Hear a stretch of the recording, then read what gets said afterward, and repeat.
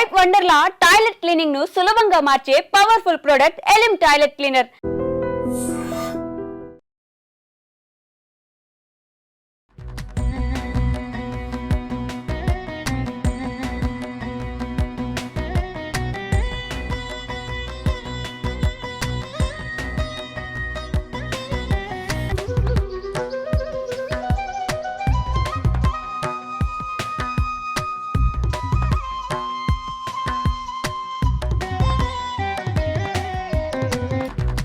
Welcome to iDream news. మనం ఇప్పుడు ఒక ప్రత్యేకమైనటువంటి ఆలయంలో ఉన్నాము. ఎంతటి ప్రత్యేకమైన ఆలయం అని అంటే ఈ యొక్క గిరిజనులకు సంబంధించి ముఖ్యంగా లంబాడీస్కి సంబంధించినటువంటి ఒక ఆలయంలో ఉన్నాము. ఈ ఆలయం ప్రత్యేకత ఏంటంటే ఇక్కడ కోరిన కోరికలు తీర్చే ఒక అమ్మవారు వెలిసారు. బంగారు మైసమ్మ అనే పేరుతోని కల్లెపల్లి మైసమ్మ అని కూడా పిలుస్తారు. ఈ యొక్క ఆలయము నల్గొండ జిల్లా మిర్యాలగూడ కాన్స్టిట్యున్సీకి సంబంధించినటువంటి కేంద్రంలో కల్లెపల్లి అనే ఊర్లో ఉంది. ఇక్కడ ప్రతి గురువారము ఆదివారము జాతరలాగా తండోపతండోగా తరలి వస్తుంటారు. అయితే ఇక్కడ స్పెషాలిటీ ఏంటంటే బోనం పెట్టడం. అంటే జనరల్గా బోనం ఎక్కడైనా సరే ఏ ఆలయంలో సరే ఈ యొక్క అన్నాన్ని వండేసి కుండలలో పెట్టుకొని బోనం సమర్పిస్తున్నారు. కానీ ఇక్కడ బోనం అంటే పెద్ద బోనం అంటేనేమో యాటను కట్ చేసేసి బలి ఇచ్చినట్టు చేసి అమ్మవారికి పెడతారు. చిన్న బోనం అంటేనేమో కోడి పుంజులు పెడుతుంటారు. అయితే ఇంకా స్పెషాలిటీ ఏంటంటే ఇక్కడ ఈ యొక్క ఆలయంలో దున్నపోతును బలి ఇవ్వడం జరుగుతుంటుంది. ప్రత్యేకంగా ఈ ఆలయ ఉత్సవాలప్పుడు మాత్రం ఆ దున్నపోతును బలిస్తారు. కానీ కోరిన కోరికలు తీరినట్లయితే ఈ యొక్క ఆలయానికి ఆ యొక్క భక్తులు దున్నపోతుల్ని విరాళంగా ఇస్తుంటారు, వదిలేస్తుంటారు. ఎక్కడైతే వేములవాడ రాజరాజేశ్వర స్వామి ఆలయంలో కోడల్ని వదిలేస్తుంటారో అలా ఇక్కడ దున్నపోతుల్ని వదిలేస్తుంటూ వెళ్తుంటారు. అసలు ఏంటి ఈ ఆలయం యొక్క స్పెషాలిటీ ఏంటి, ఎందుకు ఈ ఆలయానికి ఇంత ప్రాముఖ్యత ఏర్పడింది, ఆ యొక్క విషయాలను ఇక్కడ స్థానిక పూజారులని స్థానికులను అడిగి తెలుసుకునే ప్రయత్నం చేద్దాం.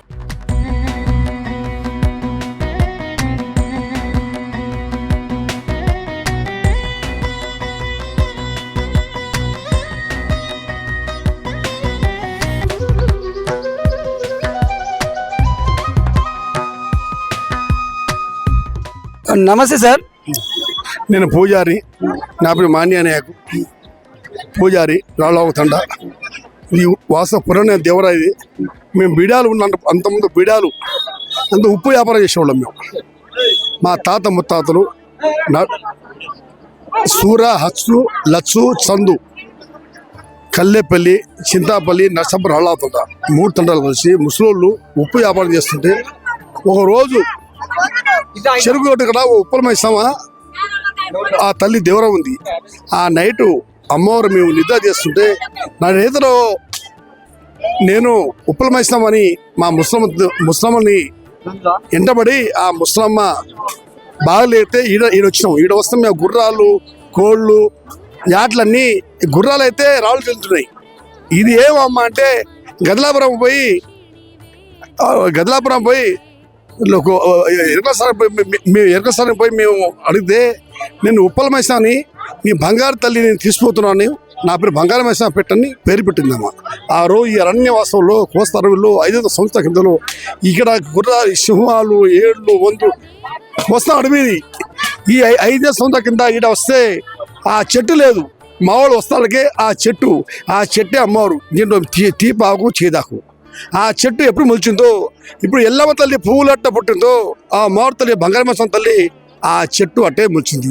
ఆ రోజు ఈ రోజు వచ్చి మా పిల్లలు పెళ్లి కాలేదు. తాత ముత్తాతలు మా పిల్లలు పెళ్లి కాలేదు. 60 సంవత్సరాలు ఏందమ్మా అంటే బంగారమేశ్వరం మా తలుగుద్దని. అయితే నేను ఏందమ్మా తల్లి అభిషేకం చెప్తామంటే గంగా, యమున, సరస్వతి సముద్రం అభిషేకం చేసి నేను 100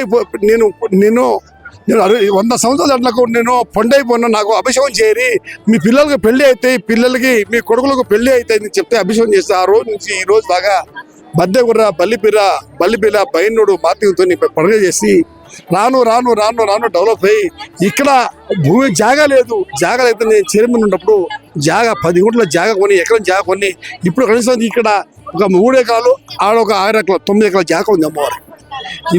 మేము పూజారు కలిసి ఆదివారం సోమవారం అమ్మవారు మొక్కుతుంటాం. ఇలా మొక్కిన వాళ్ళకి కోరిక నెరవేరుస్తాయి. ఈ కోరిక ఏంటంటే పిల్లలు పుట్టు, జబ్బుపోతావు. చేతబడి చేసిన వాళ్ళకు అమ్మవారు ఈశ్వ బ్రహ్మ కళ్ళు తీస్తే ఎట్లా భస్మ అయిపోతారు, రామాసుడు భస్మ అయిపోతారు. కానీ అమ్మవారు చాలా మంచిది. మనసు ఇస్తే కొంగంత బంగారం పడే తల్లి. ఈ రాజరాజేశ్వరి ఉండు, వడపల్లి శివాలయం ఉండు, శివుడు బిడ్డ మా ఎవడు కాదు. ఈ తల్లి కనకదుర్గ మత్ల సీత కనకదుర్గమ్మ, బంగారమైసమ్మ, పాలమైసమ్మ, కోటమైసమ్మ, ఉప్పలమైసమ్మ, రేణుగా ఇల్లమ్మ, కనకశక్తి, మహంకాళి, పరంజ్యోతి, పరశక్తి కనకదుర్గమ్మ. ఈమె తల్లి బంగారమైసమ్మ అవతారం కూర్చుంది. ప్రతి 2 సంవత్సరాలు ఒకసారి మేము ఆంధ్ర, తెలంగాణ, మహారాష్ట్ర, ఒరిస్సా, తమిళనాడు, మధ్యప్రదేశ్ నుంచి లక్షాది మంది వస్తారు ఆ పండుగకి. మొన్న పండుగ చేసినాం. ఈ గుడి మాకు రాను మాకు ఇండియా స్వాగతం చేస్తారు. ఎందుకంటే మా కుల జరుగుతుంది సమ్మక సారగా దేవుడు ఆడ ఆ పూజ అక్కడ ఆ దేవుడే వాళ్ళకి సృష్టి. ఇది మా పూజలు, ఇది ఏ గవర్నమెంట్ పెట్టలేదు. మా తాత ముత్తాల వరం మాకు, ఇదే మాకు భిక్ష. ఈ భిక్షకి నేను ఒకటే ఉంటున్నాను. ఈ భిక్షకి మేము కొంత బంగారం మేము చేస్తే పని అయిపోతుంది. ఆదివారం బేస్తవారం ఒకటే అంతను భక్తులు మనవి చేస్తున్నాను. మంగళవారం వస్తుంది. ఈ తిరుపతి వెంకటేశ్వర స్వామి దర్శనం ఎట్లా అవుతుంది. రాను డెవలప్ అయింది అమ్మవారు చాలా నిశ్చితం. రాజరాజేశ్వరి స్వామి ఎక్కడ దునపోతిస్తుండో ఈ బంగారమైసమ్మ తల్లి అట్టా స్వాస్థంగా ఉన్నాం. అమ్మవారి తల్లి బంగారమైసమ్మ, పాలమైసమ్మ, కోటమైసమ్మ, ఉప్పలమైసమ్మ, దండమైసమ్మ దీనికి చేరిన వ్యవస్థ ఉంది. ఈ దున్నపోతు బలి కానీ దున్నపోతుని వదిలేయడం కానీ ఇక్కడ జనరల్గా ఈ మధ్య కాలంలో అయితే లేదు. ఇక్కడ స్పెషాలిటీ దున్నపోతుని సమర్పించడం, దున్నపోతుని బలి చేయడం అంటూ ప్రత్యేక కార్యక్రమం ఉంది. ఏంటి అసలు ఈ దున్నపోతు అమ్మవారి తల్లి శక్తి, ఈ శక్తి అయింది అమ్మవారు కోరుకుని బంగారమైసమ్మ కోరుకుంది. ఆ దున్నపోతు ఎంత ఆటలు దున్నపోతు కోసం ఒక కోడికి వస్తేనే అట్లా రక్తం పోద్ది. రక్తం ఇప్పుడు ఇన్ని ఆటలు వస్తాయి, అన్ని ఆటలు వచ్చి రక్తం ఆనే ఉండిపోయింది. దీనికి శివుడు ఈ వడపల శివాలయం నెత్తిలో నీళ్ళు ఎట్ట తోడుతుంటే ఈ అమ్మవారు కూడా అదే శక్తి. ఆ తల్లితోటే సంతోషంగా తీసుకుంటది. ఆ తల్లి మహిమగల తల్లి, అది ఇయాల పుట్టిన తల్లి కాదు. శక్తి తాత ముత్తాత 5 తరాలు పోయినాయి. అక్కడి నుంచి మహిమగల తల్లి ఎంతో దేశాల నుంచి భక్తుల పాటలు వస్తున్నారు. తల్లికి మొక్కుంటారు. ఆ కోరిక నెరవేర్చే తల్లి శక్తిది. ప్రతిరోజు జరుగుతుందా జాతర? డైలీ వస్తుంది. కళ్యాణం భక్తులకు మంచిగా కోలుకుంది తల్లి. అది అనుకున్న పల్లి సక్సెస్ అయ్యి అమ్మవారి బయట పెడుతూనే అది ఆ తల్లికి మనం చెప్పేది ఏం లేదు. ఆ తల్లి కాడి వాళ్ళే వస్తారు, భక్తులు వస్తారు, తల్లి వస్తారు. వాళ్ళ సమస్య ఈ తల్లి చూస్తుంది. ఆ తల్లితోటి మేము సహకరించుకొని మంచిగా సంతోషంగా పోతున్నామని ఆ తల్లిని కోల్చుకుంటారు. మంచిగా ముక్కొని పోతుర్రు. సుమారుగా రోజుకు ఎన్ని ఆటలు దిగుతాయి, ఎన్ని కోళ్ళు దిగుతాయి? ఈ దున్నపోతుల సంగతి ఏంటి?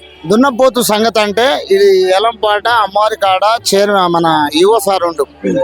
ఈవో సార్ నుంచి గవర్నమెంట్ల ద్వారాగా అది సుమారుగా వారానికి ఏట మాత్రం తెగుతూనే ఉంటాయి. సుమారు 1000 నుంచి 1500 దాకా ఏటలు తెగుతూనే ఉంటాయి. ఇక కోళ్ళు కానీ ఆటలు కానీ కొబ్బరికాయలు కానీ ఎవరు మొక్కుబడి ఎట్లా ఉంటుందో మనం చెప్పలేము. పోతాయి. ఇక్కడే కట్ చేసుకొని ఇక్కడే వండుకొని ఇక్కడ తినేసుకుంటారు. కొన్ని తినిపోతారు, కొన్ని తీసుకుపోయేటోళ్ళు అట్లా తీసుకుపోతారు. సౌకర్యం అంతుందా వండుకోవాలి తింటే? మొత్తం ఏది ఎట్లా తీసుకున్నా సంతోషంగా సార్. ఏది తీసుకున్నా కానీ టెంపుల్ కాడ వచ్చిన డబ్బులు ఉంటే చాలు, అంతా అన్ని దొరుకుతాయి సమయంలో. ఇప్పుడు ఎక్కడైనా సరే శివుని ముందు నంది ఉంటుంది, ఇక్కడ మాత్రం అమ్మవారి ముందు దున్నపోతుంది. ఎందుకు ఏంటిది? ఈ తల్లి అంటే అప్పుడు ఆ తల్లి దున్నపోతు కోరు అమ్మ ఆ మహానంది. ఇక్కడ ఆ మహానంది నందీశ్వరుడు శివుడు ఈడ తల్లి దొరుకుతుంది దున్నపోతుని. సంతోషంగా ఆ తల్లి మా మొక్కుబడి దున్నపోతుడు ఆటలు కోళ్ళు కోసుకుండా ఆ మొక్కుబడి ఉంది. అది తరతరాల నుంచి వస్తుంది, అట్టే పోతుంది. అది తరతరాల ఫ్రేడ్ మొత్తం.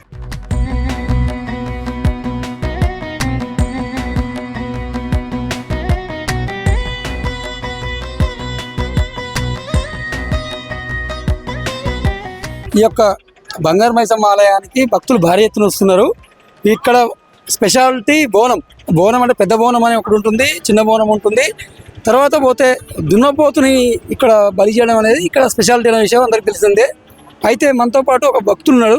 ఎక్కడి నుంచి వచ్చారు? ఒక దున్నపోతుని తీసుకొని వచ్చారు. తను ఏం చేస్తారు, ఇప్పుడు ఏంటి అడిగి తెలుసుకున్నారు. నమస్తే అండి, ఎవరి నుంచి వచ్చారు మీరు? గానిబండ. ఏం పేరు మీ పేరు? నా పేరు పుచ్చ.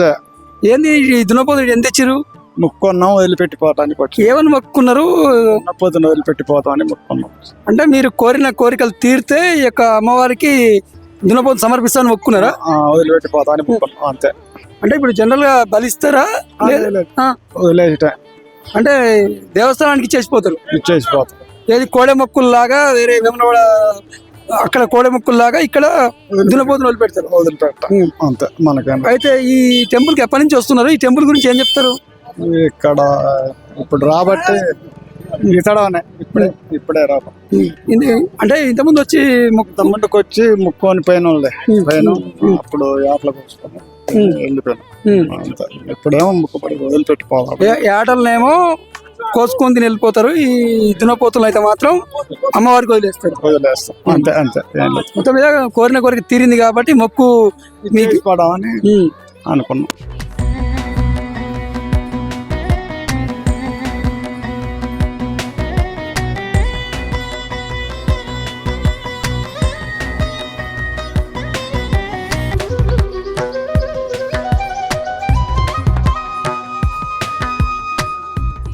అయితే ఈ యొక్క గిరిజనులకు సంబంధించినటువంటి ఈ ఆలయంలో సమ్మక్క సారక్క తర్వాత నెక్స్ట్ తెలంగాణలో ఈ యొక్క బంగారు మైసమ్మ ఆలయమే ఫేమస్ అని చెప్తున్నారు వీళ్ళు. ఇక్కడ వసతులు అన్నీ చాలా అమోఘంగా ఉన్నాయి, చాలా గ్రాండ్గా చేసినామని చెప్తున్నారు. అయితే ఇక్కడ పూజారులే ఎవరైతే ఈ యొక్క వారసులు ఉన్నారో ఈ యొక్క గిరిజనులే వారే ఈ యొక్క ఆలయంలో పూజా కార్యక్రమాలు నిర్వహిస్తుంటారు. ఆ యొక్క పూజా కార్యక్రమాలని ఎలా నిర్వహిస్తారు, ఆ యొక్క ఆలయ చరిత్ర ఏంటిదో ఆ పూజారులన్నీ తెలుసుకునే ప్రయత్నం చేద్దాం. సరే ఏంటి సార్ ఇది? ఇక్కడ మొత్తం మీరే పూజారులాగా పూజలు చేస్తున్నారు, భక్తులు మొత్తం ఆశీర్వాదం ఇస్తున్నారు. అసలు ఏంటి అమ్మవారి స్పెషాలిటీ ఏంటి? ఈ యొక్క పూజారుల స్పెషాలిటీ ఏంటి? ఎవరు చూసినా చాలా మంది పూజలు కనిపిస్తున్నారు, అందరూ పూజలు చేస్తున్నారు. ఏంటి ఇక్కడ స్పెషాలిటీ? ఇక్కడ చూసుకుంటే అమ్మవారి గిరిజన దేవత. ఫస్ట్ ఆఫ్ ఆల్ అమ్మవారి చరిత్ర చాలా పెద్దది. ఫస్ట్ అమ్మవారి ఒక మరణ హోమం దాల్చి ఒక దేవత రూపం దాల్చిన గిరిజన బిడ్డ. అయితే అమ్మవారి చరిత్ర చూసుకుంటే ఫస్ట్లో వచ్చిన భక్తులు ఒక్కొక్కరు వచ్చి వేల నుంచి లక్షల సంఖ్యలో బారారు. అంటే అమ్మవారు ఎంత పవర్ఫుల్లో అనే చెప్పాలి. అంటే ఇక్కడ ఇంతమంది పూజలు ఉండడానికి కారణం ఏంటంటే ఫస్ట్ తరం నుంచి రెండో తరం నుంచి మూడో తరం నుంచి ఇక్కడ ఇప్పుడు 8వ తరం దాకా వచ్చామండి. అమ్మవారు దగ్గర దర్శనం చేసుకొని పిల్లల సంతానం లేనోళ్ళు పిల్లల కోసం మొక్కుకుంటే మగ సంతానం కలగడం, ఉద్యోగస్తులు జాబు లేకపోతే జాబులు కల్పించడం, ఒకవేళ ఇంట్లో నుంచి బంగారం దొంగతనం కానీ లేకుంటే ఇంట్లో నుంచి బర్రెలు పోవడం కానీ సొమ్ములు పోవడం కానీ ఇట్లాంటి ఏమైనా జరిగితే ఎక్కడ లేని పంచాయతీలు, ఎక్కడ జరగని పంచాయతీలు అమ్మవారి దగ్గర నుంచి వచ్చిన భక్తులు ఇక్కడ ఉన్న పూజారులతోనే తల్లి స్వామి మాకు ఇక్కడ ఈ విధంగా జరుగుతుంది, మాకు నష్టం జరిగింది, మా సొమ్ము పోయింది, ఈ తల్లి దగ్గరికి వచ్చిన ఈ తల్లి చాలా సత్యం గలదంట, మరి ఇక్కడికి వస్తే నెరవేరుస్తుందంట అంటే మా దగ్గర నుంచి పూజ చేయించుకొని ఆ తల్లికి ఏకకాలంలో మేము పూజ పెట్టి 3 వారాల నుంచి 5 వారాలు రప్పించి ఆ సొమ్మును వచ్చేటట్టు ఆ తల్లి దయ ఉంటుంది. అయితే ఇక్కడ ప్రత్యేకంగా ఏంటంటే అమ్మవారు గిరిజన దేవత కాబట్టి ఇంతకుముందు అమ్మవారు చాలా పవిత్రంగా పొందడానికి కారణం ఏంటంటే అమ్మవారి భర్త 2 భార్యలను చేయించుకోండి. ఫస్ట్ భార్య పేరు బంగారి, సెకండ్ భార్య పేరు దేవులి. అమ్మవారు చనిపోయి అమ్మవారి రూపం దాల్చింది. అయితే అమ్మవారి రూపం దాల్చిన తర్వాత తన భర్త ఉండి నా భార్య ఎందుకు చనిపోయిందని చెప్పి అనుకుంటా బాధపడి ఇబ్బంది పడు ట్రైన్లో ఇతనికి 4 అన్నదమ్ములు ఉండే. ఆ 4 అన్నదమ్ముల్లో 3 అన్నదమ్ములు పారిపోయారు. ఎందుకంటే మా అన్న భార్య చనిపోయింది కదా, మాకు కూడా ఏదైనా జరుగుతుందేమో అని చెప్పి 3 ఊళ్ళకి ఏరిపోవడం జరిగింది. తన భార్య చనిపోయిందని చెప్పి దిగులు చెందకుండా 9 మంది జీతగాళ్ళు ఒక జీతగాడు ఉండి ఎరకల సోది అని చెప్పి చెప్పేటోళ్ళు ఉంటారు, వాళ్ళ దగ్గర తీసుకుపోతా స్వామి అని చెప్పి చెప్తే వాళ్ళు కోల్పొచ్చి వాళ్ళు ఏం చెప్పారంటే మీ భార్య దేవత రూపం దాల్చిన స్వామి, ఆమెను కూర్చోబెట్టి నువ్వు పూజ చేయించుకుంటే నీ ఉన్న 500 ఆవులు ఎట్లా పారిపోయినాయో మళ్ళీ రిటర్న్ వస్తాయి, ప్లస్ నీకు ఆ తల్లి నీకు మొక్కిన కల్లా వరం ఇచ్చేస్తుంది అని చెప్పి చెప్పడం జరిగింది. అప్పుడు ఆ స్వామి కూడా నమ్మకుండా ఇదే ఇక్కడ గట్టు పక్కన ఇక్కడ నీళ్లు ఉంటాయి, చిన్న చెరువు ఉండే, ఆ సేద తీరి పడుకునేటప్పుడు అమ్మవారి కళ్ళకు వచ్చి స్వామి ఆమె చెప్పింది నిజమే, నన్ను కూర్చోబెట్టుకో, నీకు మాత్రం నువ్వు అనుకున్నది నేను ఖచ్చితంగా కలగజేస్తా అని చెప్పి చెప్పడం జరిగింది. అయితే ఎట్లా ఏందని చెప్పి అనుకున్నప్పుడు ఆ తల్లి ఆ రోజు నైట్ వచ్చి ఇక్కడ పుట్ట కింద ఆరే చెట్టు ఉండే, ఆ ఆరే చెట్టుకు 2 కొమ్మలు ఉండే. ఆ స్వామి అమ్మవారి దయతోనే చూపించింది అని చెప్పి ఆరే చెట్టు కిందికి వచ్చి 2 బండలు పెట్టి ఒక చిన్న బండరాయిలాగా విగ్రహం రూపం దాల్చి పెట్టడంతో అప్పటి నుంచి అమ్మవారు కళ్ళు కూడా చెప్పింది. ఆ ఎరకల స్వామి సోదిలో కూడా చెప్పడం ఏం జరిగిందంటే నన్ను పండగ చేసేటప్పుడు బలితోని మాతంగి మసిదేవి ఈ అన్ని కుమ్మరోళ్ళు వీళ్ళందరూ వచ్చి నన్ను బలి తీసి నన్ను కూర్చోబెట్టి జాతర చేస్తే నేను ఏ భక్తులు వచ్చినా నేను కొంగు బంగారం చేస్తా అని చెప్పి గతంలో చెప్పిన మాట ఇప్పుడు దాకా మా తరం దాకా రిపీట్ అవుతూనే ఉంది. అదేవిధంగా ఇప్పుడు భక్తులు రావడానికి కారణం ఏంటంటే భక్తులు వచ్చే కోరికల్ని తల్లి ఖచ్చితంగా నెరవేరుస్తుంది. కాబట్టి ఈ భక్తులు తండోపతండాలు వచ్చి అమ్మవారిని దర్శనం చేసుకొని వాళ్ళ కోరికలు అమ్మవారు తీర్చడం జరుగుతుంది. అమ్మవారి స్పెషల్ ఏంటంటే ఇంకోటి, మేము ఇక్కడ 19-20 మంది పూజలు ఉండడం కారణం ఏంటంటే 8వ తరం కాబట్టి మాకు జీతభత్యాలు ఏం లేదండి. మాకు జీతభత్యాలు ఏం లేదు. ఇప్పుడు 14 వంశస్థులు మొత్తం 19 మంది ఉన్నాం. 14 వారసులు. ఈ వంశస్థులు ఇక్కడ అమ్మవారి సేవ చేస్తున్నాం. మాకు జాబ్ ఉన్నా లేకపోయినా గతంలో అమ్మవారి కూర్చోబెట్టి గుడి కట్టి చుట్టూ డెవలప్మెంట్ చేయడానికి కారణం కూడా అమ్మవారు వచ్చే భక్తులు ఇచ్చే కానుకలతోనే చుట్టూ ట్యాంకులు కానీ, నీళ్లు కానీ, కరెంటు కానీ, రోడ్లు కానీ, భవనాలు కానీ, అమ్మవారికి అలంకరణ కానీ ఈ అన్నీ చేయడం జరిగింది. కానీ ఈ మధ్యలో ఒక 10-12 సంవత్సరాల నుంచి ఎండోమెంట్ వాళ్ళు వచ్చి అమ్మవారిని ఆక్యుపై చేసుకొని ఇక్కడ ఉన్న హుండీలు పెట్టి ఆదాయం దోచుకొని ఇక్కడ డెవలప్ లేకుండా చేస్తున్నారు.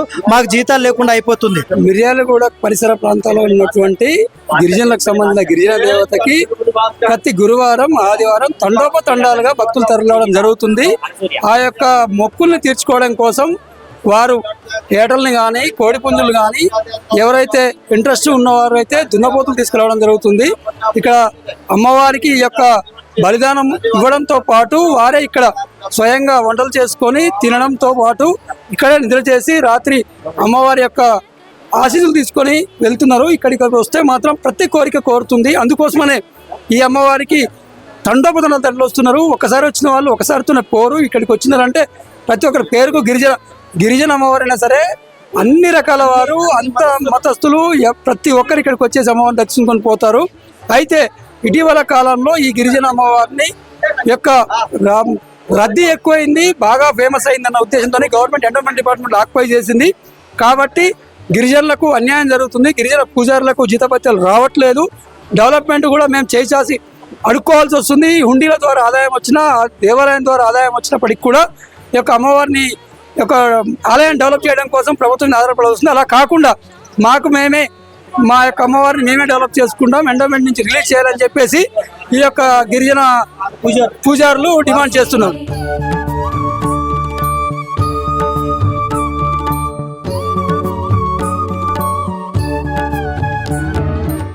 నమస్తే అండి, ఎక్కడి నుంచి వచ్చారు మీరు? వెజికల్ నుంచి.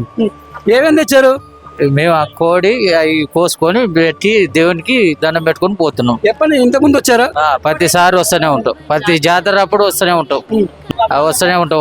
వారం అయినా వస్తాం మేము మొక్కుంటే. కోరిన కోరికలు ఓకే మాకైతే మంచిగానే ఉంది. మీరు ఎక్కడి నుంచి వచ్చారు? మాది మిర్యాలగూడ.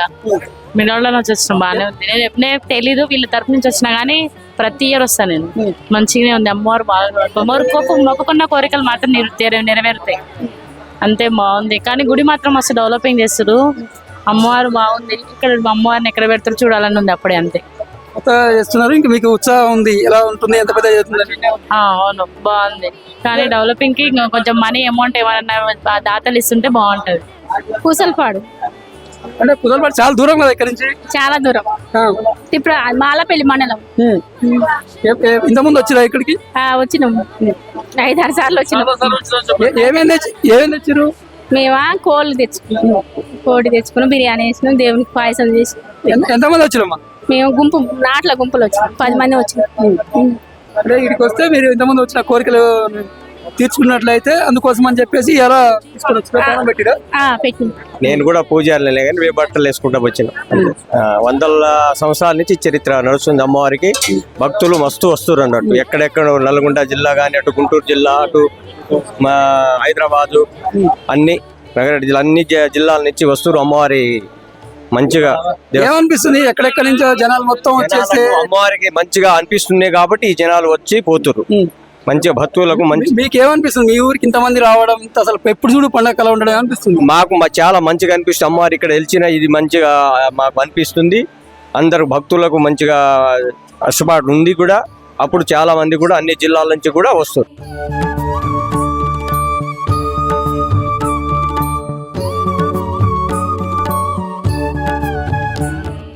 తెలంగాణ రాష్ట్రంలోనే గిరిజనుల అతిపెద్ద రెండో జాతరగా వెలుగొందుతున్నట్టు ఈ కల్లెపల్లి మైసమ్మగా చుట్టుపక్కల ప్రాంతాల్లో పేరుగాంచింది. ఈ యొక్క టెంపుల్ దినదినాభివృద్ధి చెందుతూ రోజు రోజుకు తండోపతండాలుగా భక్తులు తరలి వస్తున్నారు. చుట్టుపక్కల గ్రామాలకి కల్పతరువుగా మారినటువంటి గిరిజనులకి, ముఖ్యంగా లంబాడి కులస్తులకు ఈ యొక్క ఆరాధ్య దైవంగా మారింది. ఈ యొక్క టెంపుల్కి ప్రతి నిత్యం జనాల తాకిడి పెరిగిపోతుంది. ముఖ్యంగా గురువారం, ఆదివారం ఇక్కడ వేలాది యాటలు, తర్వాత పోతే కోడి పుంజులు ప్రతి రోజు ఇక్కడ నైవేద్యంగా సమర్పిస్తారు. ఇక్కడే అమ్మవారికి బోనం పెట్టేసి ఇక్కడే బంధువుల్ని, ఆ యొక్క మిత్రుల్ని అందరినీ పిలిపించుకొని ఇక్కడ చుట్టుపక్కల చెట్ల కింద అయితే వంటలు చేసుకొని ఇక్కడే తినేసి వెళ్తుంటారు. ఏది ఏమైనప్పటికీ ఈ యొక్క టెంపుల్ విపరీతమైన రద్దీతోని కొనసాగుతుంది రోజు. అయితే ఈ టెంపుల్ని ఇంకా డెవలప్ చేయడానికి ఈ యొక్క మెయిన్ ప్రత్యేకంగా ఈ యొక్క ఆరచెట్టు కింద వెలిసినటువంటి అమ్మవారిని ఈ యొక్క టెంపుల్ని డెవలప్ చేయడం కోసం గవర్నమెంట్ కూడా నిర్ణయం కట్టింది. ఈ యొక్క 1,10,00,000తోని టెంపుల్ని అభివృద్ధి చేయడానికి కొత్త బిల్డింగ్ శాంక్షన్ కూడా చేసింది. ఈ పనులు శరవేగంగా సాగుతున్నాయి. అయితే గిరిజనులకు ఆరాధ్య దైవమైనటువంటి ఈ అమ్మవారి యొక్క టెంపుల్ని ఎండోమెంట్ డిపార్ట్మెంట్ ఇవ్వకుండా స్థానికులే ఎవరైతే వారసులు ఉన్నారో గిరిజనుల యొక్క వారసులే డెవలప్ చేసుకొని మేమే నిర్వహించుకోవడం వాళ్ళు చెప్తున్నారు. ఇటు గవర్నమెంట్ కూడా ఇంత మంచి పేరున్నటువంటి ఈ టెంపుల్ని అభివృద్ధి చేసే పనిలో ప్రభుత్వం ఉంది. ఏది ఏమైనప్పటికీ కల్లెపల్లి అమ్మవారి యొక్క టెంపుల్ దర్శించుకోవడానికి రోజు రోజుకు భక్తులు పెరిగిపోతున్నారని చెప్పవచ్చు. కెమెరామెన్ సతీష్తో నాగేంద్రచారి, కల్లెపల్లి. నిజంగా ప్రస్తుతం ఉన్నటువంటి సమాజం దేనికి ప్రయారిటీ ఇస్తుంది? ఆర్థిక సంబంధాల చుట్టూ మాత్రమే తిరుగుతుంది. మళ్ళీ ఎన్నికలంగానే చాలా విరక్తి కలుగుతాం. మంచి అనిపిస్తుంది కదా, లేడీస్ కూడా ఛాలెంజింగ్ జాబ్స్ చేసినప్పుడు చాలా బాగుంటది. ట్రాఫిక్ అసిస్టెంట్స్ గా నియమించిన ట్రాన్స్జెండర్స్ అందరితో సాల్యూట్ చేయించుకుంటున్నారు. ఫుడ్ డెలివరీ ఇవ్వటానికి వెళ్ళినటువంటి డెలివరీ బాయ్ అనిల్ పై కళ్ళ ముందు